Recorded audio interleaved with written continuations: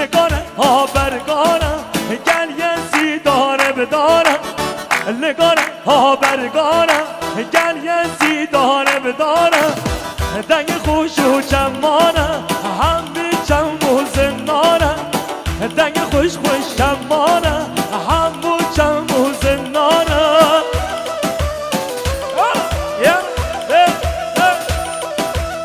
هر هر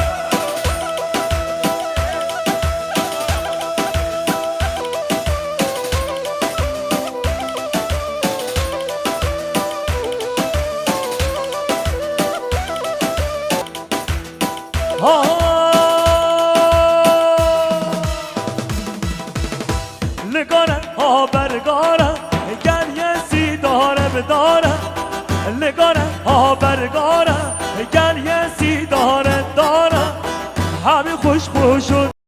Torun parçanın parçasıdır. Yüreğini ikiye bölen can parçasıdır. Eğer bir torun dünyaya geldiyse işte en büyük doğum günü o gündür. Aşkın meyvesi evlattır. En tatlı meyvesi ise torundur. Biri kalbinde filizlenir, diğeri gönlünde çiçek açar. İkisinin de kokusu huzur, tadı baldan tatlıdır. Evlat kokusu çok güzel ama torun kokusu dünyanın en pahalı parfümlerinden daha güzeldir. Torunlar evlatlarımızın bize verdiği en güzel hediyedir.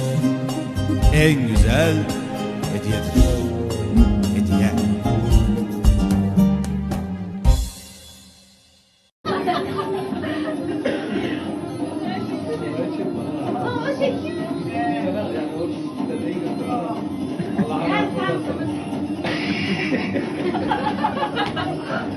Erol Emre daha gidiyor.